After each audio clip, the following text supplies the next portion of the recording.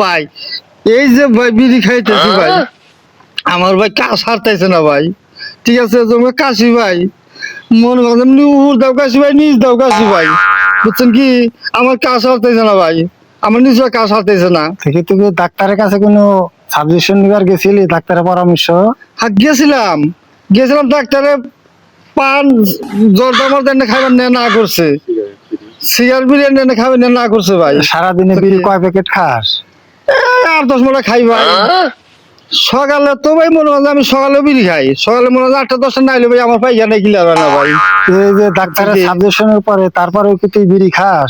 কোন দুঃখে বিড়ি খাম না? আমনে আমনে মুরব্বী মানুষ, আমনে 10টা বউ হলো, আর আমার ঘরে ভাই একটা মহিলা, আমি এই করালাম না ভাই। আমার একটা উপকার করে দেবেন কি ভাই আপনি? কি উপকার চাস তুই?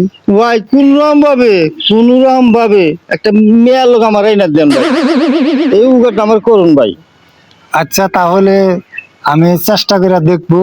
আমি বিভিন্ন জায়গায় রোগী চিকিৎসা করবার যাই, যদি আমার সামনে পড়ে আমি তারে কোনো রকম ভাবে একটা স্ত্রী মানুষ হইলেই তোর আমি এনে দিব। খালি মেয়া লোক ওইলি হয় ভাই।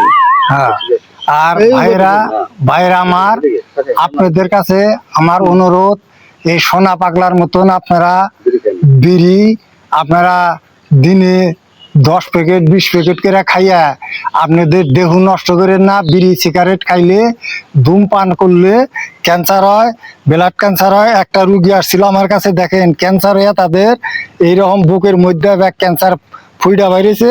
আপনারা এই বিড়ি সিগারেট আর কেউ খাবেন না, ধূমপান নিষেধ, আপনারা শরীরের পক্ষে ক্ষতিকর, আপনারা আর খাবেন না। এই বলে আপনাদের কাছ থেকে আমি বিদায় নিছি।